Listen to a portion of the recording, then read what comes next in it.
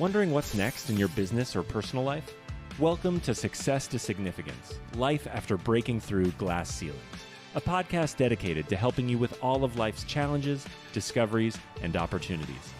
Whether you're seeking a new career, retirement, or simply wanting to make an impact in your community or the world. Join Jen Duplessis and her guests as they explore how to start, what to do when you're in the thick of a change or growth, and how to leave a mark in this world after breaking through your next achievement. You are moments away from the aha you've been seeking. Hello there, and welcome back to Success to Significance, Life After Breaking Through Glass Ceilings. I'm your host, Jen Duplessis, as always. Right? I don't change. I'm the same host every time. I am so grateful that you've decided to show up today. And, again, thank you so much for all your kind words. We get a lot of comments from everybody saying, hey, I'm watching you or listening or watching while I'm working out or riding my bike or driving in my car. So thank you. Thank you so much for taking time to listen to us. And don't forget to subscribe on our YouTube channel so that you don't miss any other things that we're putting out, other podcasts and other content. So with that, I would love to introduce my guest today, Sandy Scarlatta. She's a two-time award-winning author. We'll talk about that here in a few minutes too. A certified coach since 2004 and a professional speaker. And she is a retired U.S. national and international figure skating coach for and gold medalist in ice dancing, which I think is so lovely and pretty. And I like watching it so much more because when they throw girls, I freak out, right? So I like that they don't throw them in dancing. And of course, because I'm a dancer, I love dancing. She has spent over 20 years helping people create lasting changes in their lives. And she has, for over 30 years, she has a lot of corporate experience and has owned multiple businesses. This kind of sounds like something I do.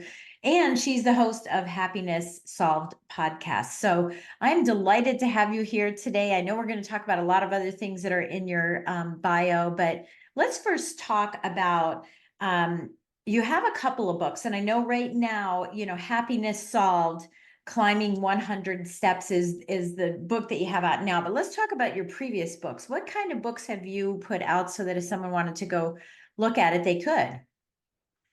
Well, I'm glad you asked that question because I actually started out in the writing realm as a novelist. Huh. And so my very first book was called The Day After Tomorrow. It won 2 book awards for young adult fiction. I had a contract, which nowadays you don't get, but I had a contract with a publisher. It was a small publisher, but I was very grateful to have it because you don't have to have any upfront costs. And it was a book of 5. So there was 5 books in this series. So the first one was published, did very well. Like I said, I won those awards. I just applied not knowing what I was doing. And I got 2 book awards out of it. I'm like, okay, sounds good. And the second one was finished in 2010.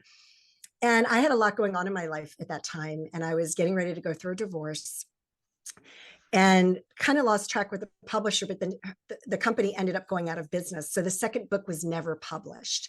Oh, wow. Now, the first book is not even available in print, but what I've decided to do is I put books 1 and 2 together. I'm working on the third book, but it's just going to be one book. I'm putting it out there, hopefully later this year, because it's such an amazing story. And it's geared for young women. What I found is that a lot of moms, just women in general, could really relate to this story because it teaches this young girl how to find her spirituality and how to learn how to forgive. And I decided to write it in the form of a story because teenagers, because I was a figure skating coach, I work with a lot of teenage kids. They learn through stories. They're not going to read a self-help book. So I was like, how can I write a self-help book for teenagers that would pull them in and they would learn something? So that's really the gist of it. Yeah. Yeah, I love that. And, that's the big thing right now is parables. I have another book coming out, called, well, I don't know if it's going to be called Above and Beyond, but, I talk so much about that in business, about above and beyond your business. But I have a parable that I'm writing about a woman who owns an apple orchard. I own part of a vineyard, so I didn't want to make it too close to me. But I thought, with the orchard, but it's a parable where she learns life lessons through that. And that's becoming really, really popular because it's sort of a tweener between fiction and nonfiction, in being able to tell your story. And I think that's really great. Well, now you said that that's, helping, young teenagers, maybe women, specifically in how to forgive. And I guess that's, obviously based around the fact that you were going through a divorce. And so you're trying to forgive in that. But if someone's not been married and they're a teenager, where does this forgiveness happen, as it relates to how you then came out with the Happiness Solved? Great question. Well, in the book, she deals with a lot of issues with her mother, her girlfriends. There's a lot of different situations because, as we know, I only have one child, and he's now 23. But I was a teenage girl, and I was an awful teenage girl. I was horrible. I was so bad, and just not a bad in terms of getting in trouble with the law. I got in trouble with my parents a lot, but I just was just not a very happy person. But there was also the circumstances in which I was brought up in that we had a lot of tragedy. My biological father died when I was a baby. My older brother died. He was 19, I was 12. So there was a lot of situations. Mm-hmm. What ended up happening with Happiness Solved was I started writing it, and I stepped away from the personal development space for 12 years. I had been speaking, I was doing workshops on the law of attraction before I even knew there was a thing called the law of attraction, before The Secret came out, right? And I was like, oh, that's a thing. Okay. But I walked away from it. I had no intention of ever coming back into this world. But when your mission is so much bigger than the plans you have for yourself are. And I wrote most of the book in 2019. And I remember writing that humanity is at a crossroads and that humanity has to change or else it's going to spread like a virus. And I wrote that in August of 2019, and I finished the book in January of 2020. Right. And that's really why I keep looking because the book is right here. Yeah, that's okay. Hold it up. We want to see it. Yes. And I have that book, I changed the logo. The logo is now that, but it just really came down to happiness is a destination for most people. They feel like when I have this, I'm going to be happy. When I get the promotion, when I get the better husband, the partner, whatever the case, fill in the blank. Mm-hmm. But really, happiness is a journey. Yes. And so Happiness Solved is about, how you solve happiness is you just practice it every single day. And that's really all it comes down to. But to answer your question about the solved part, I went back to corporate America. I was in recruiting, which is a great position as a coach because I get to help people. I get to help them find a job. I coach them on their careers. And so it was a natural fit for me. And I was at a job fair or conference, and there was a company called Recruiting Solved. And I was like, and I never forgot that. Right. And that's where it came from. And I don't even think they're in business anymore, but that's how I came up with the name. And the thing is it's so simple, and yet we make it this massive thing. And it's just a choice that we have to make every single day. Yeah. And you do have to work on it every single day. I don't think that you have perpetual happiness because there are external influences that always affect us. And, we have, IQ and EQ, and now we have AQ, adaptability quotient, right? A lot of that has to do with your ability to know where you stand in that too, aside from just your heart. You also have to put the mindset in there too, because every, crooked look you get, I know it was some of my clients, they'll call and say, somebody looked at me crooked and now my whole day I'm a little off kilter and I'm just not who I'm supposed to be. And, that's why you have to practice it all day long. So let's dig into that a little bit. How actually do you practice this? And I don't want to even ask it this way, but I'm going to anyway. Aside from affirmations, because we know we have to do affirmations and all that good stuff, and gratitude journals, those types of things. But how do we keep, and maybe you have something different, okay, that you can share, but how do we keep it going during the day? What are some of the techniques we need to have awareness of? I was going to say something else, awareness of, so that when we see ourselves maybe spiraling or circling the drain because, somebody cut us off and now we're not happy, and then all of a sudden the whole world just falls apart, right? So what are some tips that we can use to keep that momentum going on a daily basis that doesn't make us feel like, oh my gosh, this is so much work to be happy? Well, if you look at it that way, it is a lot of work, right? It is. Here's the thing. What I've learned, and I've been doing this for a very, very long time. I've been studying personal development for 34 years. And I kept, like, I remember 5 years ago, I was like, am I done yet? Am I done? Because I'm really tired. Am I done? I just want to be done. Right. Like, I just want to get my wings and move on. Right. Yeah. And the thing is that's not, it's not how it works. Sorry.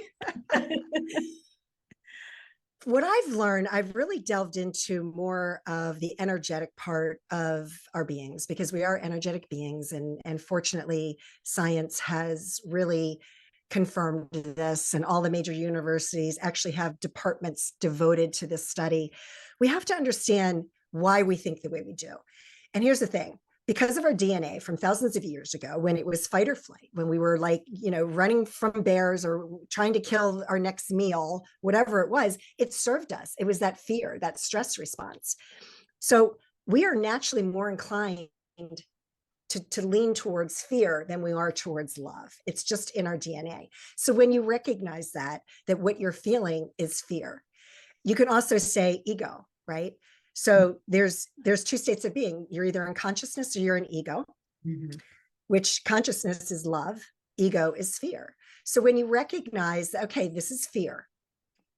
I had a great coach. I was in her media mastermind for a long time, Jen Gottlieb and Chris Winfield, super connector. She's amazing. And she always talked about fear, like being next to you and you just put your arm around it. And it's there and you're going to do it anyway. Now, recently, I've been really diving into a little bit higher level in terms of really taking that fear and dissipating it, because it's going to keep showing up, right? That's how it works, right? Because I haven't learned the lesson, right? Because everything's being presented to you because there's something you need to learn from it. So when you recognize that you need to switch that fear to love and come from a place of love, there's a really profound thing that happens energetically. And while, yes, you can say affirmations and mantras all day long, if you're not saying the correct one that's really tapping into that energy, it's not really going to help. And so I found one, it was actually in a book of Gabby Bernstein, which I find it to be profoundly helpful. And she just says, you say, thank you, universe, or God, Buddha, Allah, Jesus, whoever you want to pray to. Thank you, universe, for guiding me to perceive this fear through the teacher of love, because love is your teacher. And so when you say that over and over, the fear starts to dissipate. And so it's really just a matter of paying attention to your thoughts all the time and switching those thoughts, because we're all going to have them. It's just a matter of what you do with them when they arise. Right. But I think people kind of walk around with thoughts all the time, right? They're just thoughts. And we don't think about them to stop long enough to say, how is this impacting me? Where am I going off kilter? Where am I, whatever? My husband has a traumatic brain injury, and today he's off kilter. Like all day he's off kilter already. And it's not about the fact that he's like not unhappy, that he's not happy, right? It's that he's off all day today. It's like, it's a perpetual, one thing happens and then the next thing happens and the next thing. And now the world's out to get him. And now he can't remember anything. And now he's a loser. And now he's this. Like, these are all things he's saying to me, right? But it doesn't stop the cycle. So how do we recognize it? How do we recognize, rather than just going through the motions all day long and saying, oh, I had a bad day, or my day's horrible? I think journaling is one of the best ways to become very crystal clear. And if you can commit to just journaling every single night and do it before you go to bed, and you don't have to write a novel, just a few sentences, because when you just start writing it down, you start to be aware of the patterns. And let me give you just a very high level example. So I found tennis a few years ago, and I'm a retired professional athlete. I'm overly confident when it comes to my athletic ability. Okay. And I'm 58 years young, and I'm out there playing tennis thinking I'm actually going to make Wimbledon or something, right? Like, that's where my mind goes. So I had a tennis match on Saturday and we lost, but we did really great. And so I'm journaling about this, and I'm going, I had 3 matches this year. Last year I had 3 matches. I'm like, wait a second. I've only had 6 matches. What makes you think you're going to win a tennis match and you've only done it 6 times? Right. Right. And so by journaling, it put it all in front of me and I'm going, oh my God, lighten up. Stop being so hard, because I was being so hard on myself because what do you mean you haven't won a tennis match yet? Well, I haven't practiced it enough. Right. You got to practice it. Right. So that's just a very high level example of what journaling put that right in front of me. And I'm like, oh, done. I'm hitting myself upside the head going, okay, of course. Yeah. Isn't it funny Of how course you're not. we can't see our own ears and we're telling everybody journal and then we're not journaling, right? Yeah. And so listen, I want to give you, for those who are listening, about journaling. When I'm getting better at it because I'm a writer, right? I've written 21 books. Oh, I wow. get it. But I'm not the greatest at journaling because if you ever look at personality profiles, I'm a high I, right? So I just want to have fun doing everything. But then I have a high C, and I also am a D in there. I'm very driven, but I have a high C. So I'm the string to my own helium balloon, right? My balloon's like, and I'm going, hold on, sister. Hold on, sister, right? So I've got these two dynamics in myself. And so one of the things that I've seen people, when you say journaling, people roll their eyes and whatever, is that I learned to bullet my journaling, just to bullet it. It doesn't have to be sentences and pages, like you said. It just can be a bullet, of what lessons you learned, or, that guy cut me off, or that one woman smiled at me, or whatever it is that, and how you felt as a result of it. I think that's the key thing to the bullets. And if you don't have time to do it because you have a family, one of the strategies I used was that I had my journal in my car. And when I got home, this is years ago, when I got home from work and I pulled into the garage, I turned off the car.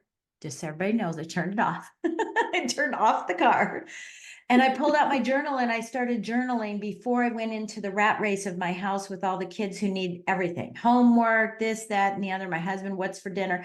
And it really, really worked for me. And later I could move it into, my subconscious mind by doing it at night, right before you go to bed, because it's so powerful, right? Wouldn't you agree? That's the best time at night to do it. Yes. Yes, for sure. And I love that. And today there's apps on your phone. Yeah. Yeah.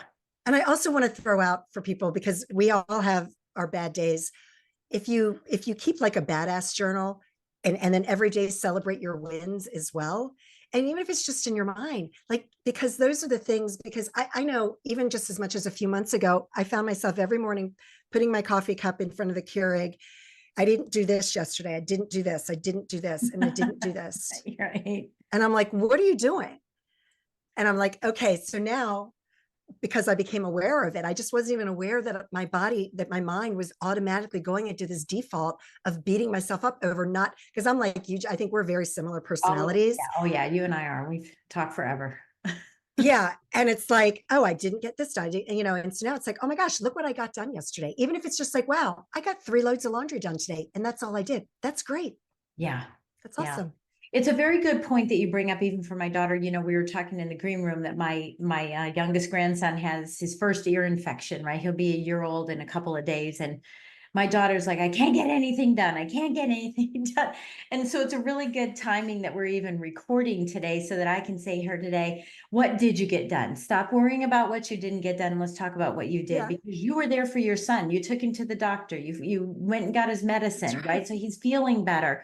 I want her to think, in terms of that, as you were saying the story about fear next to you and putting your arm around it and love, it makes me think of the Grinch, right? Several years ago, my husband dressed up as a Grinch at Christmas, and he came in and took a big bag of fake boxes, right? A big bag of fake boxes, and slammed the door. And I went, what was that? And I looked outside and it was a Grinch. Well, I had 2 of my grandkids, my toys, my toys, my toys. And one of them, she went over to the window and she goes, Grinch, come back. You just need a hug. You just need a hug. Right? And that's her little personality of, and I'm not saying that that's how it'll be when she grows up and all that good stuff, but it's kind of like love on the Grinch. Don't be mad at the Grinch, love on the Grinch, because it can change his heart, right? That made me think of that. And as you were talking about that. So, okay. So happiness, and I think this, to me, it's like success. It's the same thing. It's never a destination. It's a journey. You know, once you get there, you don't go, I'm successful and I'm not going to do anything else in my life, right? It is definitely, it's a springboard to be more successful. Just like happiness, when you feel like, okay, once I get there, although I don't like one size, right? One side this, one side that, as you mentioned. But when you've reached a plateau of a certain level of happiness, you feel like, wow, I feel really great. That should be a springboard for the next level. Would you agree? And if that's the case, what are some other levels of happiness that can make us even more happy? I guess would be the way to ask that question. Well, I think it's really, number one is the self-awareness, which is everything we were talking about, is being self-aware. And also really making sure that you're taking the time to love yourself, right? Because we all, especially as women, we're so hard on ourselves. And I mean, I've already mentioned like multiple things.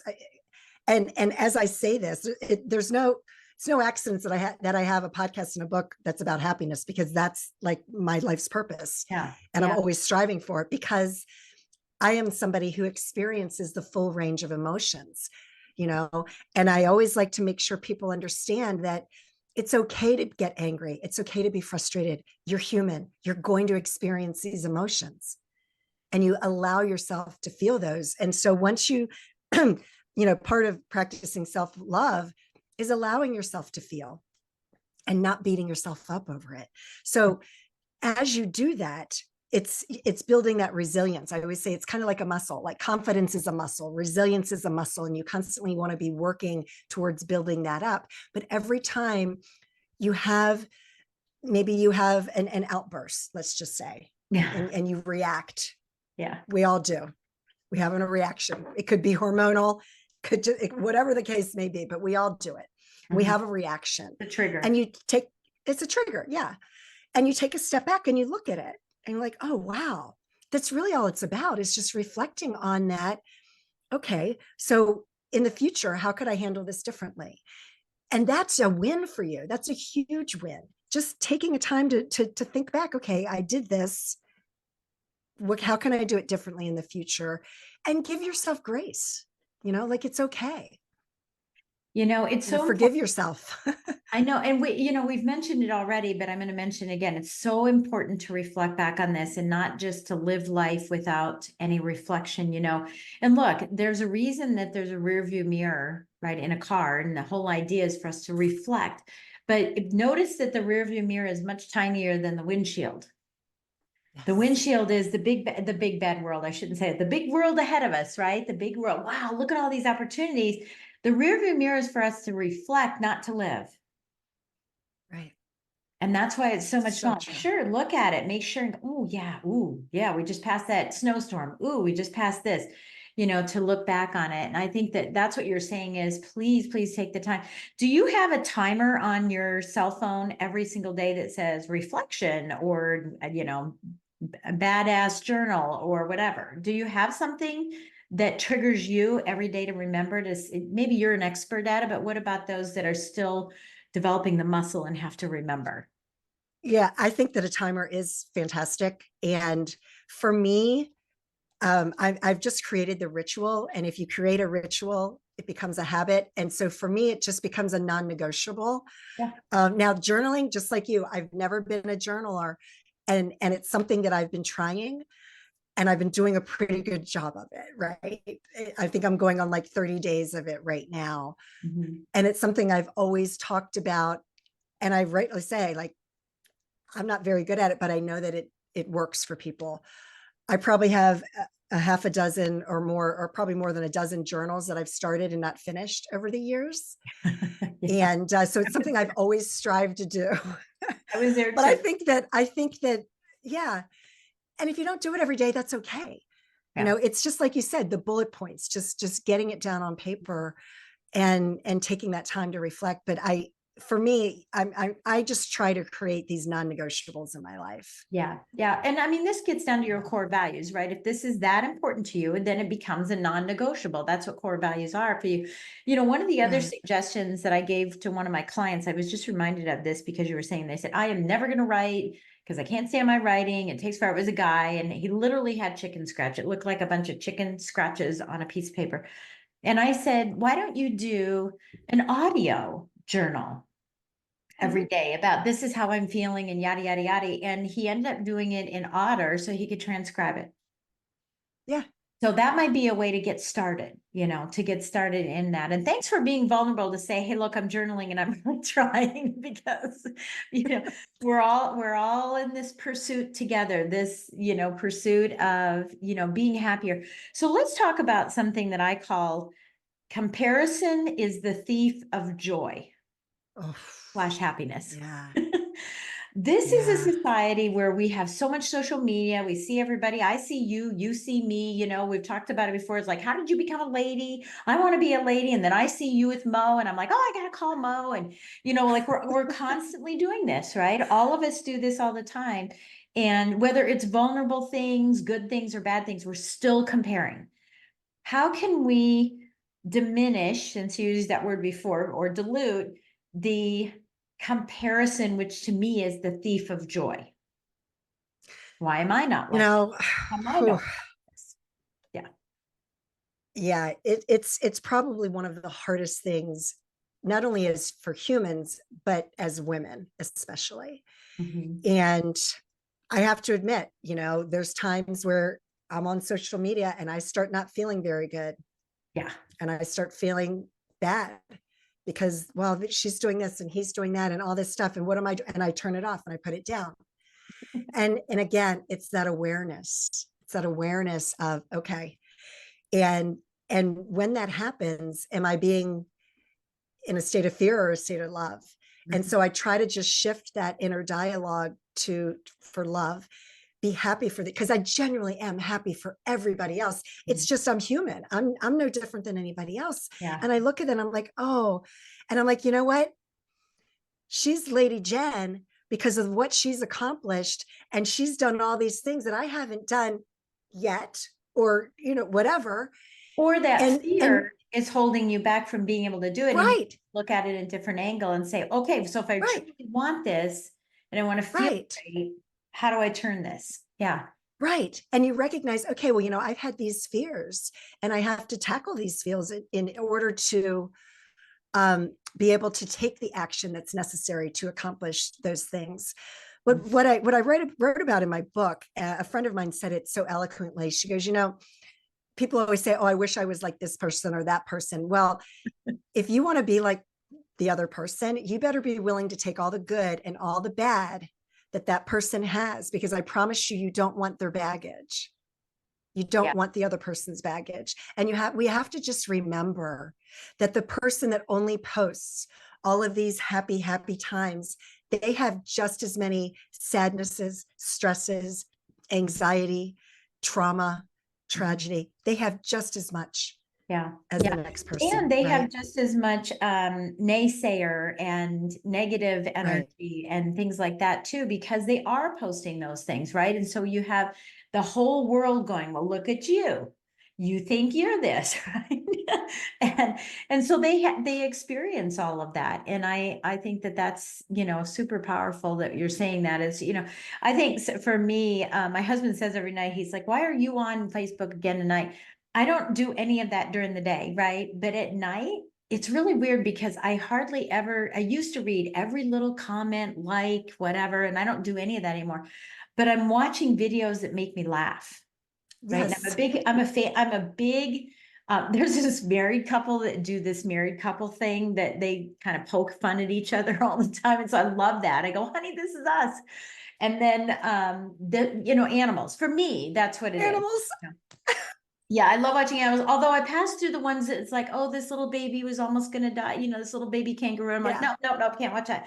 But, I'm finding all that because I want that laughter and I want kind of the end of my day to be ha, ha, ha, ha, and look at all the fun stuff. And it puts me in a new state of mind so I can sleep better too. I think one of the pieces for this is how do we sleep when we're happier? So can you talk about that as well? Yeah. So, what I find before you go to sleep at night, well, one, I use the Calm app because I love hearing the rain. And so I use that, and that really helps me to sleep more peacefully. And I also, do the journaling. You think about, what do you want to accomplish the next day? And when you start to plan your next day, and it's like futurescaping, manifesting, whatever you want to call it, and think about, like, what do I want for tomorrow? What do I want tomorrow to bring? And you just, it's like a blank canvas, and just think about it and really focus on that, because if you can fall asleep that way, that's how you're going to even bring it more into fruition. But you're also going to sleep with these more positive thoughts and not worrying about, right? Because, right, if you can control the situation, then don't worry about it, because you have control over it. Mhm. If you can't control the situation, then don't worry about it, because you can't control it. Right, right. So let's So talk about, worrying doesn't serve you. let's talk about this, writing down like what you want to accomplish tomorrow, because I I used to, I don't anymore, because I'm not in the mortgage business, haven't been for 6 years, and thank God, because I literally would wake up in the middle of the night, I'm so tired, I would just write on a pad of paper, and I'd wake up in the morning and the writing was all crooked and over top of each other, because I was just going, oh, I have to do that, I have to do this, and I didn't want to get up. And there are times where I got up and I only wanted to write down 3 things to memorize them. If you've ever watched Ellen DeGeneres, she's got a stand-up thing where she's like, she knows these words. Like, I'm like, baby, baby, baby, baby, baby. That's how I remember those 3 things, baby, or I come up with a song or whatever. And I've gotten up in the past, and it went from 3 things to 30 things that I needed Wow. to do. I'm like, well, I need to do this and I need to do that. I probably should do this. And while it was great to do a brain dump, because then I finally could fall asleep, there were other nights where, well, now I have 30 things to do instead of 3 things to do, so I can't even go back to bed. So let's talk Right. about, what are the things we need to be thinking about in the evening to ensure that we sort of do this brain dump, can breathe and just wait for the next day. Is it tactical? Is it strategy? Or is it more high level? How do I want to feel? Is it both? Give us some insight so we don't trap ourselves into, well, now I can't go to bed because I have too much to do. Yeah. I think there's definitely a balance of both. And when you have, you write the 30 things down, what are the top 5 things that are the most important? Just prioritize, because Mhm. let's be real. Chances are you're probably not going to be able to get all 30 done, depending on the time it Right. takes to do it.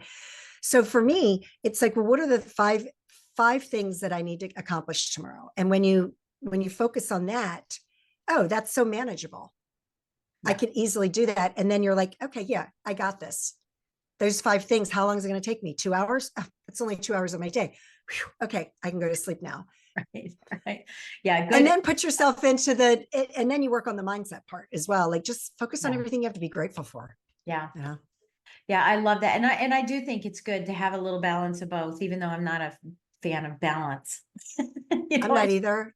Although I'm a dancer and you are too, so we do have to balance. There are certain You balancing. do have to balance. Yeah. Okay. Yeah. So let's talk about your career in figure skating and how Mhm. this started perpetuating, because I know we've all seen movies, we've seen, horror stories about the 2 gals who were singles skaters. I can't even think of their name and I don't want to say it, but um, and how the psyche happens. And my daughter used to work for the Olympics, and doing triathlons, and she would try to have a dinner party or like a cocktail party the night before.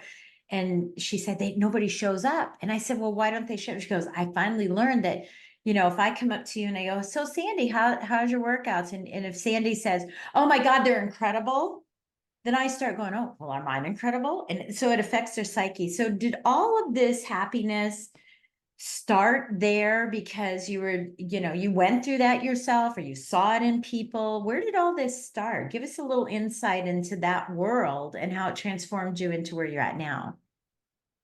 So it actually really started because I hit rock bottom in January of 1990. And if you remember back, that was the end of the 80s. I was abusing cocaine. Oh I gosh. was very young. I was abusing cocaine and went into like an outpatient recovery program and was introduced to the 12 steps. Mm. So the 12 steps are so important initially when you're trying to recover from something. Right. I'm not a proponent of them for the long term, but I think initially it's a great introduction to mindset and what you need to do to get to a point where you can then focus on your mindset and really get to when it comes to recovering from anything. So that's where it all started. And then I started coaching skating after that, and just working with these young kids and how they were so hard on themselves. And that's what really, so my success as a skating coach was not necessarily the technical ability that I gave to the kids. It was up here. It was the mindset. That was why I became a successful coach, was because of the mindset. So that's really, yeah. Yeah, that's interesting and I didn't know that about you. So that's another glass ceiling you broke through, right? Was recovering from that. Yeah, it's interesting. And without giving any names or anything, can you tell us a little bit of a story about how you were able to change someone's mindset? Maybe they were too hard on themselves and they could never make, it to nationals or regionals or whatever, and how that changed and what that looks like in their life now, if it's continued to perpetuate after years. Yeah, so I haven't spoken with, I had one student in particular who I took from rental skates all the way up to his first, and his parents didn't want to buy him skates. So I had an old pair of skates that I painted black and they fit him. Oh my gosh, you have to write a book on that. From rental skates to national champion. I love that. Well, I watched him get his first gold medal at his very first international competition. And I do know that I haven't talked to him in years because he's now, oh my gosh, he's probably close to 40 years old now. And he's done. Poor guy. Yeah, right.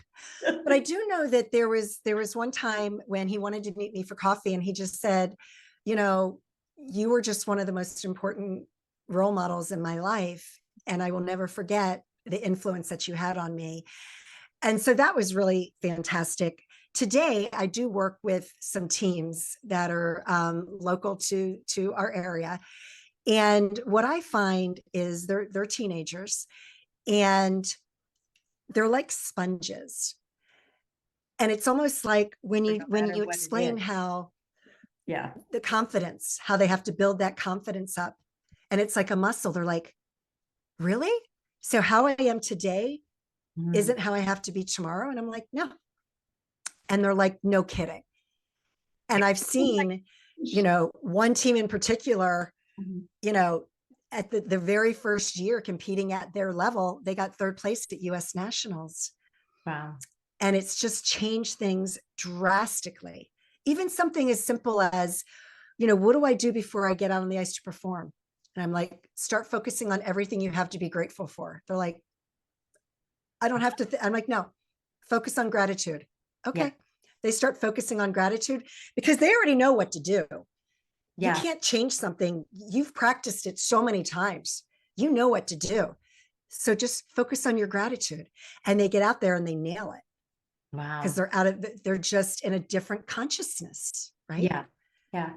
Yeah, that's interesting. So that's kind of, because you don't, it's funny when you watch TV and you watch someone who's about ready to, perform in some way, shape or form, and they're in that game mode, whether it's football or baseball, I don't care what it is, and I was an athlete too, so I get it, but the thought is not, oh, I can't forget. I can tell you because I play flute, piccolo, and saxophone.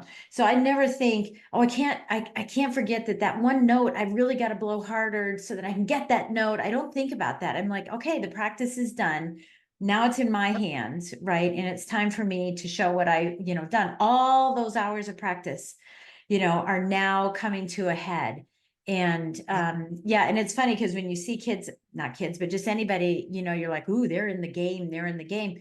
And some are, but I love the thought that next time I watch ice dancing, that I might be going, oh, they're thinking about gratitude. They're not thinking about the lift and the turn and the steps and all this. They're thinking about gratitude. And that's what we should be doing, every single time that we step into our arena, which is our daily work lives, right? Our daily lives and our daily work lives. So I absolutely love that. I love that. Okay, so as we Yeah. finish up our time, Sandy, how fun. I just love having this conversation. I Um, know, right? yeah, it's, I mean, my podcast has always been like this. It's all been kind of goofy because this is who I am, it's just, I Yeah. love being me. But, so as we come to a close, what are some last minute tips you'd like to give someone, or a mantra or a quote? Aside from buying your book, we know we want everybody to buy your book, so I'll have the link for your book there. So they can get that. Do you have a gift for everybody? Is there something you'd like to share to get started? What would you like to leave us with?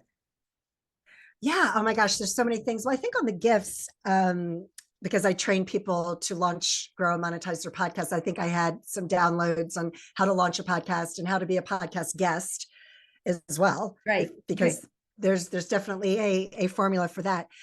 But really, it's just all about just be gentle with yourself, and, you know, right now, what's really driving me, and I heard this in a movie, The Circle.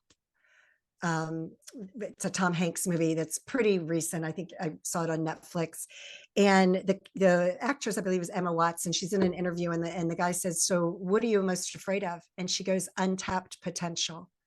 Ooh. And that resonated with me so deeply, because as I'm approaching my 6th decade on this planet, there's so many things that I haven't accomplished yet. And it's that untapped Like tennis. potential. Tennis. Yeah, I mean, hey, I don't want to bring the negative to you, but yeah, you got, will I be the first 60-year-old playing Wimbledon? Probably not, but right. I will be Of out there course you playing. are. Of course you are. So I yeah, love just that. never You're stop right. learning and Be growing afraid of what we and didn't do in life. yeah. I Yeah. shouldn't say So it didn't do, because that would be the same as what we talked before, is like, here's what I didn't do today, but just recognizing there's so much untapped potential. I always get excited when I see an 80-year-old running in the 26-mile marathon. yes.